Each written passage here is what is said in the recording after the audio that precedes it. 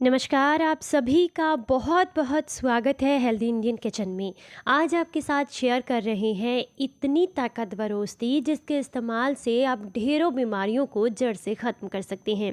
अगर हम ये कहें कि ये आयुर्वेद की सबसे ताकतवर औषधि है और इसके नाम में ही इसके गुण छुपे हैं, तो ये कहना बिल्कुल भी गलत नहीं होगा। आज हम बताएंगे आपको एक ऐसे पौधे के बारे में जानकारी जिसकी मात्र कुछ पत्तियाँ आपके शरीर को बेहद लाभ देती हैं। अगर आप डायबिटिक पेशेंट हैं, अगर आप बहुत लंबे समय से घुटनों के जोड़ों के दर्द से परेशान हैं, पथरी से परेशान हैं, या फिर बहुत लंबे समय से बवासीर से परेशान हैं, या बहुत लंबे समय से पुराने हड्डियों के बुखार, जोड़ों के दर्द से परेशान हैं, और इसी के साथ इम्यूनिटी अगर बहुत कमज़ोर है, तो आपके लिए आज की ये वीडियो बहुत काम की है। वीडियो अच्छी लगे तो लाइक एंड शेयर करना बिल्कुल ना भूलें सभी के साथ में, ताकि हमारी ये जानकारी सभी लोगों के पास तक पहुँचे। सामने आप एक बहुत ही कमाल का पौधा देख रहे हैं जिसके बारे में संपूर्ण जानकारी आज इस वीडियो में हम आपको देंगे। अगर आपको ये जानकारी अच्छी लगे तो लाइक ज़रूर कीजिएगा। सामने जो पौधा आप देख रहे हैं इसका नाम है अतिबला। मैंने कहा था ना कि नाम में ही इसके गुण छिपे हैं। अतिबला का मतलब होता है अत्यधिक बल वाला, अत्यधिक शक्ति वाला, इसीलिए ये बहुत ही ताकतवर पौधा है। अतिबला के पौधे का उपयोग इसमें बहुत सारी बीमारियों में किया जाता है। इसमें आपको पहचान भी बताएंगे हम और उपयोग करने का तरीका भी बताएंगे। सबसे पहले आपको हम प्लांट दिखा रहे हैं। इसको कंघी के नाम से भी जाना जाता है। अतिबला का दूसरा नाम कंघी भी है, आम भाषा में इसे कंघी बोला जाता है। और ये एक झाड़ी नुमा पौधा होता है जो सामान्य तौर पर 1 से 1.5 मीटर तक लंबा होता है, लेकिन कुछ स्थानों पर ये 3 से 4 मीटर तक भी बड़ा हो सकता है। इसका वैज्ञानिक नाम एब्यूटिलॉन इंडिकम है। अतिबला का उपयोग बहुत सारी दवाइयों और दर्द निवारक गोलियों को बनाने के लिए भी इसका इस्तेमाल होता है। और इसी के साथ न्यूरोपैथी हो या फिर किसी भी तरह की नेचुरोपैथी हो, या फिर अगर आपका किसी भी तरह की मेडिसिन्स हैं जो कि दवाई दर्द के लिए इस्तेमाल की जाती हैं बेसिकली, या फिर शरीर को ताकत देने के लिए इस्तेमाल होती हैं, हर्बल टॉनिक्स होते हैं, उन सब में इसका इस्तेमाल किया जाता है। अतिबला के दांत वाले आकार के बीज की जो फली होती है, इसमें सुनहरे रंग के फूल इसकी विशिष्ट पहचान होते हैं। आयुर्वेद ही नहीं, सिद्ध चिकित्सा, यूनानी चिकित्सा, लोक चिकित्सा प्रणालियों में भी सैकड़ों वर्षों से इस चमत्कारी पौधे का इस्तेमाल होता रहा है। सिद्ध चिकित्सा में तो इस पौधे की जड़ों सहित पूरे पौधे को सुखा करके बवासीर के लिए इस्तेमाल किया जाता है। खासकर ये ज़्यादातर जो है ये कर्नाटक, तमिलनाडु में आपको सबसे ज़्यादा सड़क के किनारे खड़ा हुआ मिलेगा, लेकिन ये वैसे तो सभी पूरे भारत में सभी जगह मिल जाता है। जैसे कि मैं आपको दिखा रही हूँ, हमारे खेत में भी है, सभी जगह मिल जाता है। सड़क के किनारे, खेत के आसपास, खाली प्लॉट में बहुत आराम से हो जाता है, लेकिन अधिक मात्रा में ये आपको कर्नाटक और तमिलनाडु में ही देखने के लिए मिलता है। चलिए अब आपको इसके कुछ और नाम भी बता देते हैं। तो इसको इंडियन मैलो के नाम से, इंडियन एबिट्यूलॉन या फिर कंघी के नाम से भी जाना जाता है। इसको झांपी या बडेला भी बोला जाता है। जयवंधा भी इसका एक नाम है। कंस की खापट भी बोलते हैं इसको।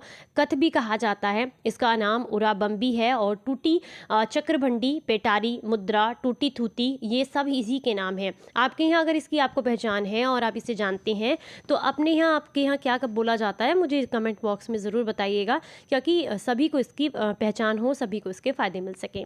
चलिए अब हम बात करते हैं इसके गुणों के बारे में।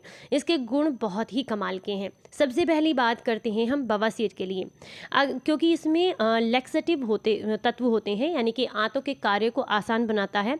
इसीलिए ये जो है आपकी आंतों के लिए बेहद अच्छा होता है। तो अगर आप पुराने समय से पेट की कब्जियत से परेशान हैं और पुरानी कब्जियत है, आपको मल ठीक से नहीं आता है, तो उसके लिए ये बहुत फ़ायदेमंद है। इसके मात्र 2 से 3 पत्ते अगर आप सुबह खाली पेट चबा कर खा लें, या इसका काढ़ा बनाकर ले लें, या इसका रस निकाल कर ले लें, आपकी पुरानी कब्जियत ठीक हो जाती है। ये किसी भी तरह के बुखार के लिए बेहद अच्छा है। अगर इसके 3 से 4 पत्तियों को कूट छेद कर 1 गिलास पानी के साथ पकाकर, और जब वो 20 ml रह जाए तो सुबह खाली पेट अगर इसका सेवन किया जाए तो पुराने से पुराने हड्डियों के बुखार में आपको बहुत आराम मिलता है। ये जोड़ों के दर्द के लिए भी बेहद अच्छा होता है, क्योंकि इसके अंदर पाए जाते हैं एनाल्जेसिक तत्व जो कि दर्द को कम करने का काम करते हैं। तो इसीलिए अगर इसकी जड़ का काढ़ा बना करके इस्तेमाल किया जाए तो जोड़ों के दर्द में, गठिया, साइटिका में काफ़ी आराम मिलता है। इसी के साथ जो लोग बहुत लंबे लंबे समय से किडनी के इन्फेक्शन से परेशान हैं या फिर मूत्र संबंधी समस्याएं हैं तो उनके लिए भी इसका काढ़ा बेहद फ़ायदेमंद रहता है। और अगर आप बहुत लंबे समय से पेट के या लीवर के इन्फेक्शन से परेशान हैं तो उसके लिए भी आपको इसके काढ़े का इस्तेमाल ज़रूर करना चाहिए, या फिर आप चाहें तो उसके ताज़े पत्तों का रस निकाल कर भी 10 ml की मात्रा में इस्तेमाल कर सकती हैं। अगर आप बहुत लंबे समय से ब्लड शुगर लेवल के बढ़ने से परेशान हैं या फिर डायबिटीज़ आपको है और डायबिटीज़ काफ़ी बढ़ी हुई रहती है, तो ऐसे में ये 3 दिन के अंदर आपकी डायबिटीज़ को कंट्रोल में लेकर के आता है। अगर आप इसके ताज़े पत्तों का रस निकाल कर ले लें या 2-3 पत्तियां सुबह खाली पेट चबाकर खाना शुरू कर दें। इसके फ़ायदे गाउट की बीमारी के लिए भी काफ़ी ज़्यादा हैं। अगर आप गाउट की समस्या से परेशान हैं तो उसके लिए भी आपको ये बेहद फ़ायदा करता है। आपकी रोग प्रतिरोधक क्षमता को बढ़ाने का काम करता है। अगर आप कैंसर से बचना चाहते हैं तो उसके लिए भी ये आपको बेहद फ़ायदा करता है, क्योंकि बॉडी के अंदर कैंसर सेल्स को ये पनपने नहीं देता, क्योंकि इसके अंदर भरपूर मात्रा में ऐसे पोषक तत्व पाए जाते हैं जो कि लीवर की क्षति को कम करते हैं, उसकी रक्षा करते हैं। इसीलिए लीवर के लिए बहुत अच्छा है, क्योंकि इसमें पाए जाते हैं हेप्टोप्रोटेक्टिव गुण, यानी कि लीवर की रक्षा करने वाले गुण। इसीलिए ये लीवर के लिए बेहद फ़ायदेमंद होती है।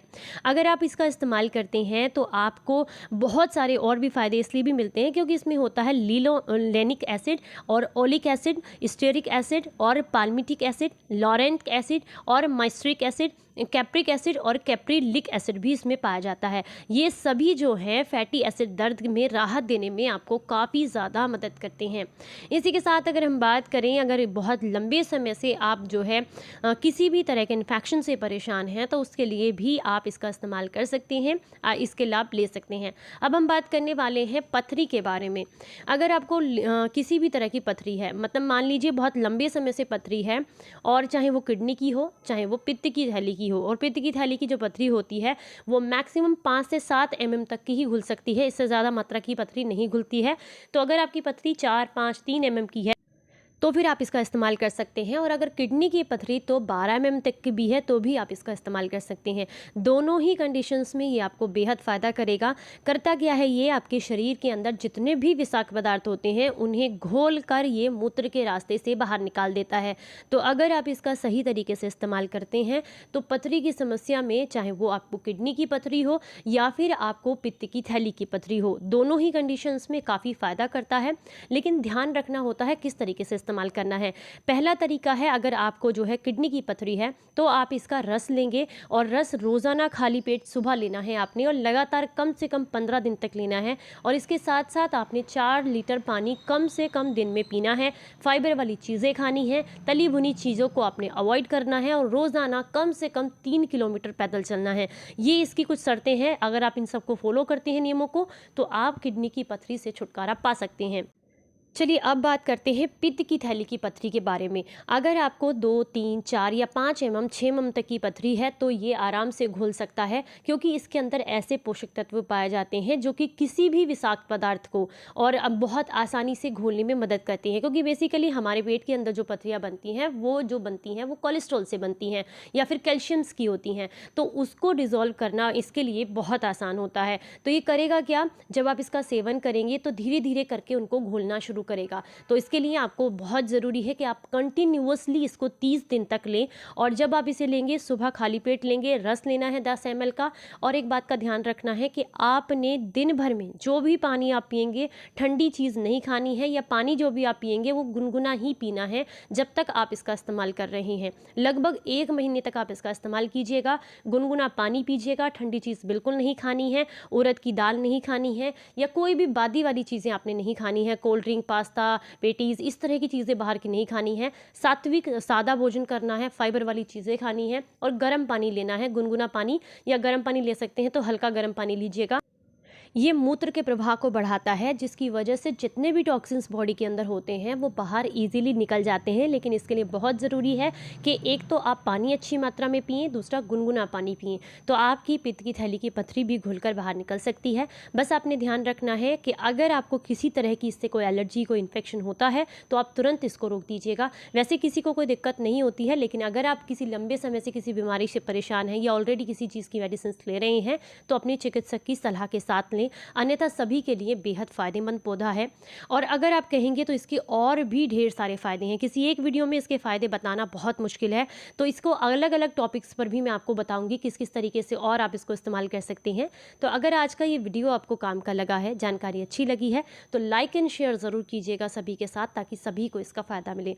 फिर मिलेंगे किसी नई जानकारी के साथ, तब तक अपना ख्याल रखें, अपनों का ख्याल रखें और हंसते मुस्कुराते रहें। Stay healthy, stay happy, bye bye.